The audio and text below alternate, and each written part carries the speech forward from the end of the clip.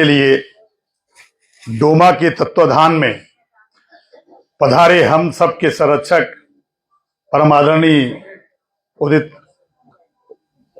Raj ji, doctor Udit Raj ji और बिहार के प्रदेश के नव निर्वाचित पूरे बिहार के कमजोर की लड़ाई और बिहार की आवाज की लड़ाई लड़ने वाले प्रदेश अध्यक्ष आदरणीय राजेश राम जी और हमारे बीच में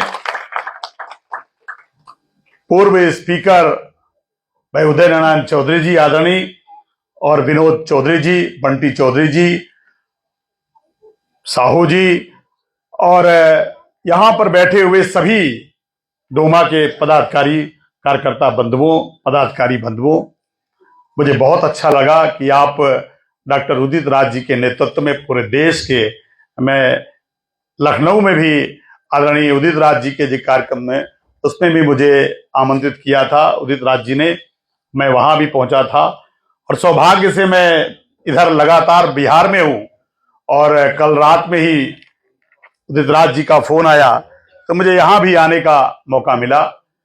मैं सिर्फ आपसे इतनी बात कहना चाहता हूं, इस देश में अनुसूचित जाति और पिछड़ी जाति, कमजोर महिलाओं, आदिवासी, हर वर्ग की लड़ाई लड़ने का एक अच्छा रास्ता है, वो है संविधान को बचाने का रास्ता।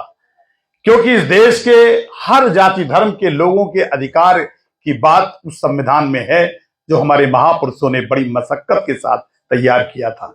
परम पूज्य बाबा साहब अम्बेडकर, मौलाना आजाद साहब, पंडित नेहरू, महात्मा गांधी, सरदार पटेल, इन सब का एक ही उद्देश्य था, ये देश सबका रहेगा, सबको हिस्सेदारी मिलेगी, सबको भागीदारी मिलेगी, वरना ये देश तो बैलगाड़ी वाला देश था, राजा रजवाड़ों का देश था। राजा के पास तो अधिकार थे लेकिन इस देश की जनता के पास कोई अधिकार नहीं थे। आजादी की लड़ाई हर जाति धर्म के लोगों ने लड़ी, कुछ को जाना गया, कुछ को भुलाया गया, किसी को सम्मान मिला, किसी को सम्मान नहीं मिला। आज जरूरत है कि हम हर जाति धर्म के लोगों को हिस्सेदारी दें और भागीदारी दें। इसके लिए मैं उदित राज जी को बिहार में प्रभारी होने के नाते, सह प्रभारी होने के नाते मैं आश्वस्त करना चाहता हूं कि जन नायक राहुल गांधी जी लगातार बिहार में बिहार की आवाज को, विशेषकर वंचित और शोषित समाज के लोगों को सुनने और समझने लगातार बिहार की धरती पर आ रहे हैं। अभी 7 तारीख को भी नमक आंदोलन यानी सत्याग्रह महात्मा गांधी के द्वारा जो चलाया गया था उसको याद करने के लिए जो स्वतंत्रता संग्राम सेनानी बुद्धू नोनिया बिरादरी के जो थे उनको याद करने के लिए, उनकी शहादत और उनकी याद करने के लिए, यानी नमक कानून पे जो आंदोलन चला था उसमें आपके बेगूसराय के ही बुद्धू नोनिया की जो शहीद हुए थे, खौलते हुए पानी में, कढ़ाई में उनको जिंदा जला दिया गया था। ऐसे हमारे स्वतंत्रता संग्राम सेनानी थे और उनको याद करने के लिए 7 तारीख को आ रहे हैं। मैं सिर्फ आपसे एक बात कहना चाहता हूं, कांग्रेस में हर जाति धर्म के लोग हैं, हर विचारधारा के लोग हैं, लेकिन जन नायक राहुल गांधी जी कहते हैं कि हम हर जाति धर्म के लोगों को हिस्सेदारी और भागीदारी देंगे।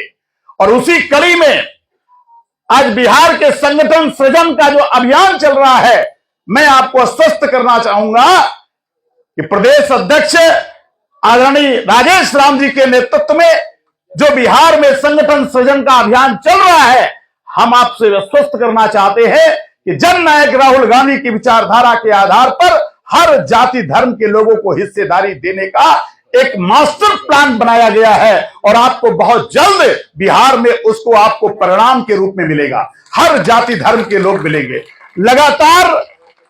और एक बात मैं इसलिए कह रहा हूं क्योंकि अगर हम सब लोग आपस में एकजुट रहेंगे तो हम बिहार की आवाज को समझेंगे। इसीलिए अमित शाह लगातार बिहार आ रहे हैं।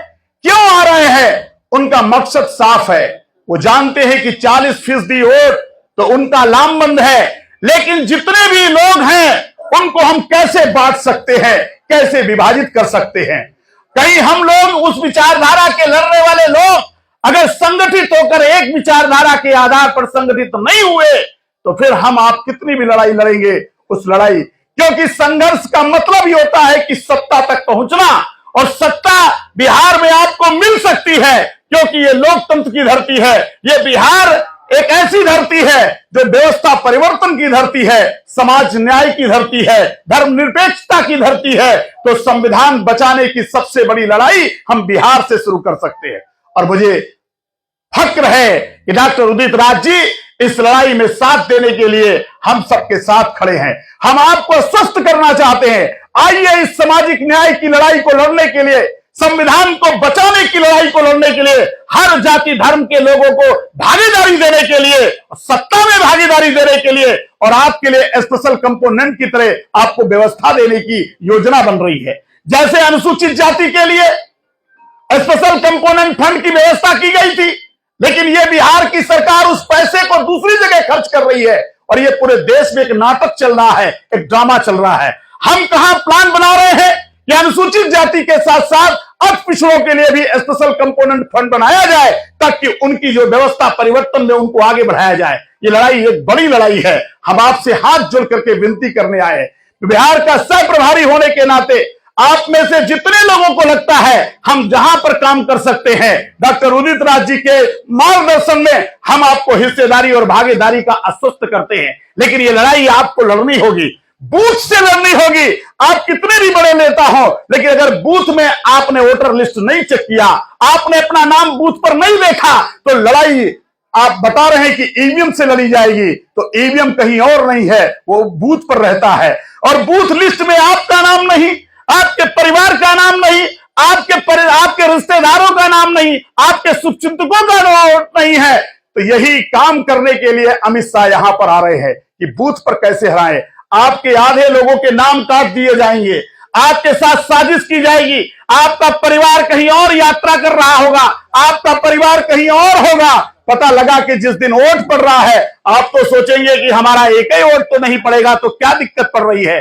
अगर किसी विधानसभा में 300 बूथ है और अगर एक घर से केवल एक आदमी ने वोट नहीं डाला या एक आदमी ने वोट उसका काट दिया गया, तो आप अंदाजा लगाइए कि उस विधानसभा में आप कितनी बुरी तरह से हारने की तैयारी अपने पैर पे कुल्हाड़ी मारकर आप खुद कर रहे हैं। इसलिए मैं आपसे कहना चाहता हूं, ये जो सोशल मीडिया है ये आपका हथियार बन सकता है। आप जननायक राहुल गांधी को फॉलो कर करके उनकी बातों को गांव गांव तक पहुंचा सकते हैं।